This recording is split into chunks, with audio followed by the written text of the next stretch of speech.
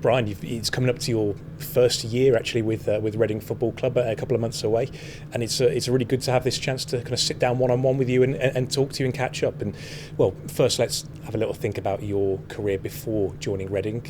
You were a player initially and then made a transition into coaching. Yeah, I started at a local club when I'm born in Amsterdam.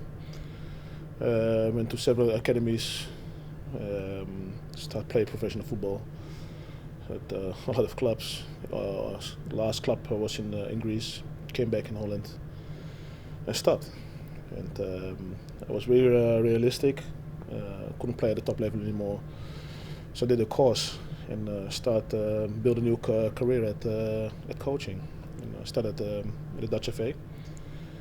Go back to Ajax as a youth coach, and came in December.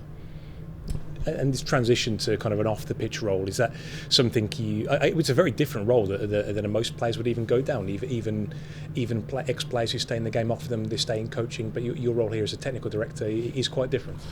Yeah, it was different. I came in as a head of international football, and after 2 months, opportunity, Nick Raymond left to West Brom.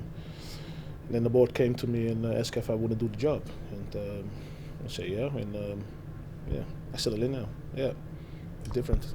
Yeah, for sure, and I'm sure in this first kind of 10 months or so you've been here, I guess every single day is an education. I bet you've been learning so much on the job as well. Yeah, I went in straight in, and as you mentioned, I learn every minute. You learn about the job, and it is a hard job, but it's a big challenge.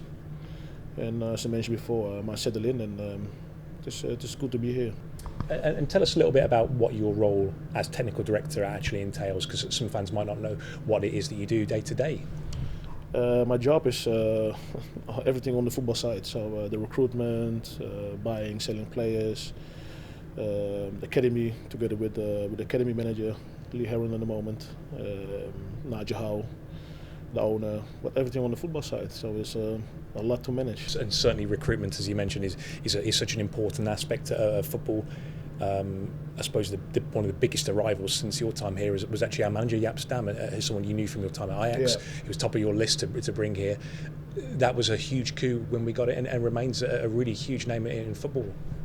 Yeah, the hardest thing was to we have to make the hard decision on McDermott, and Jaap went straight in my head as my number one, and I think it was a good thing. Everybody was a little bit in doubt. He's experienced enough in all these things, but I believed him in, and I brought him in, and now everybody's very happy.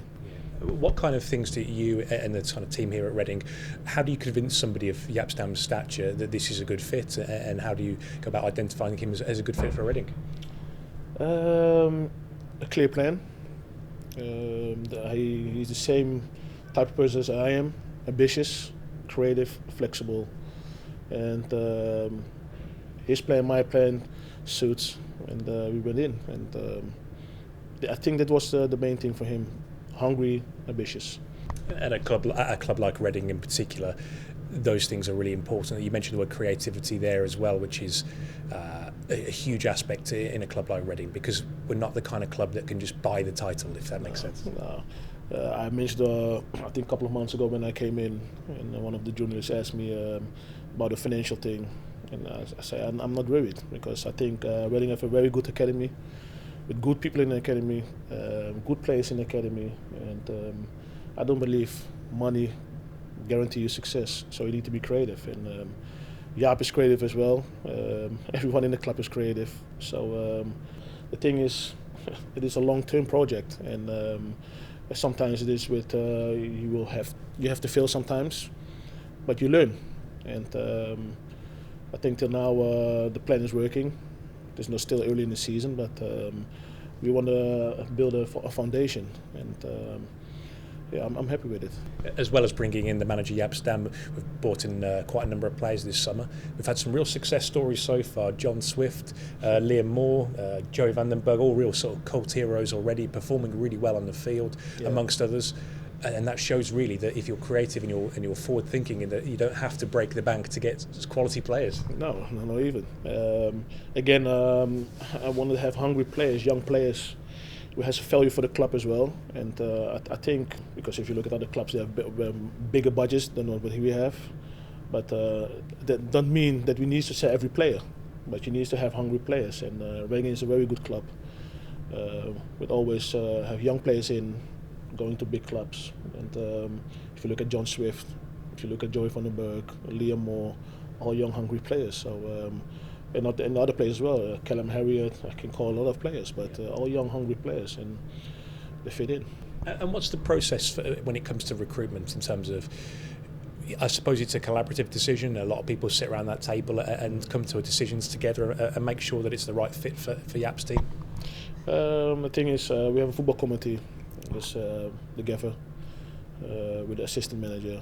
Me, I have an assistant Tao, Nadia Howe, and now we put Leah Heron, academy manager as well. We put him in. The thing is, we have an academy, and if we bring a player in, he needs to be better than what we have, and he can't block the pathway of an academy player. So that's why we put the academy manager in as well. Like, how was the process in the academy? There's a whole process, and if you want a player, that's my job to approach the club, and then the negotiation will start. And in your kind of day-to-day role, who are the kind of people you work most closely with in all aspects of this football club? Nigel Howe on a daily basis, a lot on the phone. He comes to see me at the training ground, comes to see me in the office at the stadium. I'm with my assistant Tao, on a daily basis with me. Briefly, I work very close with Lee Heron, the academy director, with the recruitment staff, on a daily basis with the owner as well, Tiger. So that are the people who I work on a daily basis with. Yeah. I'm sure your phone is still ringing all the time. I'm sure it's actually plenty of work, just preparing for that transfer window to open it and potentially more business one way or the other. Yeah, you need to prepare for the next window as well, and to watch a lot of players who you want to bring in. We want to have a new striker, so I'm very busy at the moment with the recruitment team. The gaffer's looking, everybody's looking, so yeah, it's very busy at the moment. Yeah, to prepare ourselves on the new window. We mentioned the word ambition earlier, and I suppose the ultimate ambition for a club like Reading is to reach that promised land again, reach the Premier League again. But another word we've mentioned is patience. It's about being pragmatic, and we know that it's not a process that can be rushed, and it's sometimes it might take a little time, but if we do it in the right way, we'll have the right results. Exactly. I mentioned before, I think of course everybody wants to go to the promised land, but we have a long-term project, and of course we want to get promoted this season, but you have to be realistic. And for now we're doing very well.